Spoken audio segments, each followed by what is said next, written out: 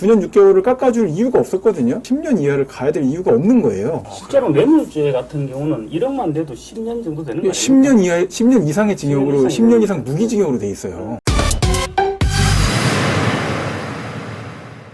이화영 재판에 대해서 어떻게 평가하세요? 먼저 말씀하시죠. 하시죠. 제가 먼저 할까요? 네. 일단 저는 그 재판 관련돼서는 이제 판결문이 전부 공개가 되지 않았었는데 보도에서 일부 공개가 좀 됐더라고요. 그래서 지금 야당에서 민주당에서 분석한 내용이 어떻게 그 북한에 있는 주요 그 사람들을 북한 사람들의 진술을 이렇게 증거 능력을 다 인정을 하고 신빙성을 높게 평가할 수가 있느냐. 아, 북한 사람들을? 국정원의 보고서가 더 신빙성이 높아야지. 이렇게 돼 있는데 제가 그걸 읽어봤습니다. 읽어봤더니 이재명 그 도지사가 오면 문재인 대통령보다 더 열렬히 환영을 해달라. 여기서 뭐 한 명만 나오지 말고 2명씩 나와서 환영을 해달라. 뭐 거기에 의심할 게 뭐가 있습니까? 의심할 게 없죠.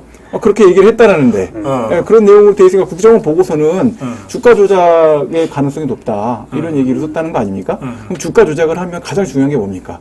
이걸 실제 돈으로 바꿔야죠. 그럼 뭔가 현가를 하려는 노력이 있어야 될 거 아닙니까? 그럼 제일 최고조에 올라갔을 때 이게 깨질 것 같으면 제일 먼저 하는 게 뭘까요? 돈으로 바꾸겠죠. 그렇지, 주 팔아야지. 없다 이러는 겁니다. 이게 판 게 없다. 근데 뭔 주가 조작을 하냐? 그 흐름이 안 맞는다. 그 두 가지가 일단 패턴이 안 맞는 거죠. 이렇게 되니까 설득력이 없는 형태의 반박이 이루어지고 있다라고 생각이 돼서 항소심 가서 더 저는 올라갈 것 같습니다. 양형 자체가. 그래요? 9년 6개월을 깎아줄 이유가 없었거든요. 그러니까 작년 간격으로 10년 이하를 가야 될 이유가 없는 거예요.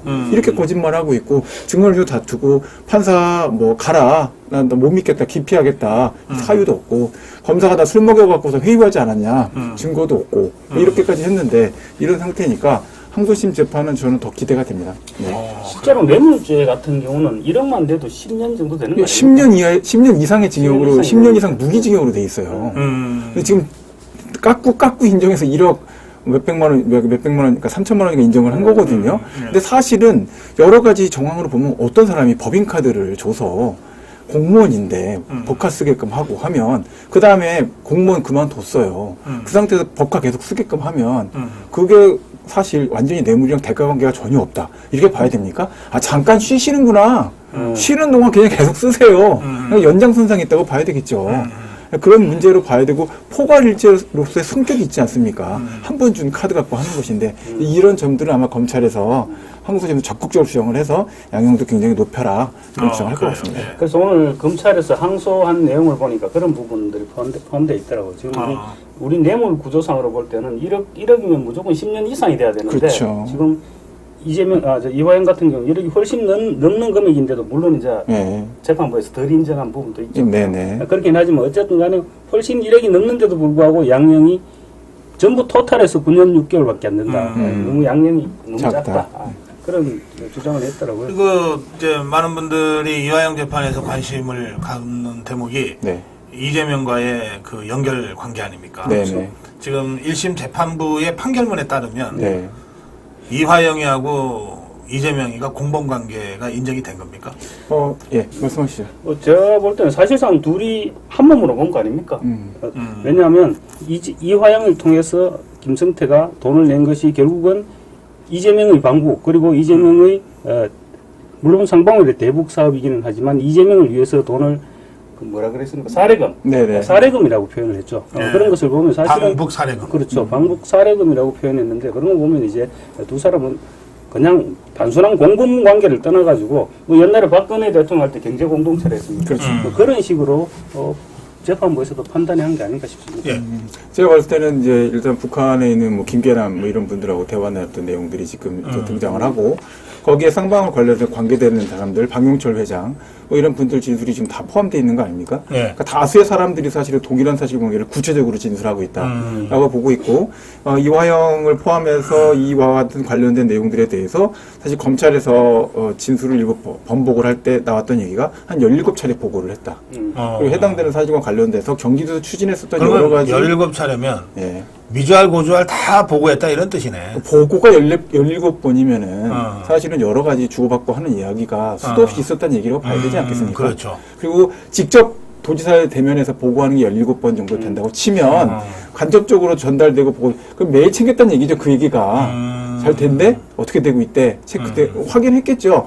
이렇게 되는 경우로 되니까. 근데 그거는 정황상 그럴 법해요. 네. 저 김경국 대표 기억하실지 모르겠는데 문재인이가 평양 갈 때 예. 박원순이만 달랑 그러니까. 들고 갔잖아요. 박원순하고 그때 이재명이는 엄청 가고 싶어 했는데. 그러니까 그것 때문에 사실은 네. 저 이재명이 더 열심히 북한 가겠다고 노력했는 거거든요. 그렇죠. 더군다나 그래, 이번에 문재인한테 네가 나를 안 데리고 가? 그럼 그- 내 힘으로 갈게. 그렇죠. 이런 거잖아. 사실은 문재인이가 그때 최문순하고 이거 박원순 둘이 데리고 나가면서 최문순하고 박원순이 데리고 둘이 데리고 나가면서 이재명은 제낀 거거든요. 예. 그건 아니야 임마. 이렇게 이재명이는 진작에 자기도 가고 싶다 그러고 갈 거라고 막 또 뭐 이렇게 언론 플레이도 하고 그랬어요. 자기 그때. 입장에서는 접경지로 보면 경기도가 제일 넓지 않습니까? 강원도보다 경기도가 더 높다. 뭐 그런 얘기도 하고 그랬어요. 요충지로 봐서도 그렇고 강원도는 다산인데 예.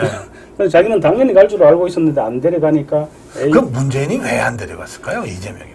힙죠. 얼마나 싫었겠습니까? 그 앞에 해경군부터 시작해가지고 그렇게 누적돼 있어 왔는데 뭐 해경군이 김해경이는 인지는 모른다는 게 지금 재판 결과인데. 증거가 좀 부족하다. 어쨌거나 예, 그러니까. 예. 그래서 아 미웠겠구나. 미웠죠. 얼마나 미웠겠습니까? 그러니까 이제 그 빼버리는 건데 지금 아까 우리 이 변호사님 잠깐 말씀하셨지만 이화영이 북한 사람들 만나서 그제 이제 만약에 이재명이 오면 우리가 문재인보다 더 크게 성대하게 그리고 환영해 주겠다. 예. 헬리콥터도 최신형으로 헬리콥터를 하고 그다음에 뭐 벤츠를 준비하겠지는 딱 북한답다. 차량도 해서 우리가 진짜 최고로 대접하겠다. 그러니까 이화영은 바로 보고를 했을 거 아닙니까? 와, 아니 걔네는 진짜 그렇더라고요. 벤츠 몇 대 동원하면 의전의 급이 결정되고 막 이러더라고. 북한이나 중국이나. 신나서 보고했겠죠. 그러니까 신나서 보고하고 이재명은 또 얼마나 들떴겠어요. 그렇죠. 들떠가 있는 상태에서 지금 이런 상황이 발생했으니까. 그렇구나. 하여튼 그래서 그러면 내 힘으로 가볼게 하고 이제 뭐 사례금도 주고 뭐 무슨 저 스마트팜도 뭐 한다 그러고 막 이러다가 이제 결국은 이렇게 네. 이제 대형 사고가 난 거네요. 그렇습니다. 자, 그래서 오늘 검찰이 제3자 뇌물 혐의로 기소하지 않았습니까? 네. 그 이재명은 이제 기소가 된 거예요. 그렇죠. 뭐 체포 자체는 이제 불구속 기소니까 네. 뭐 안 하겠지만 어쨌든 기소가 된 거예요. 그래서 사건 4개의 재판을 받게 됐어요. 네.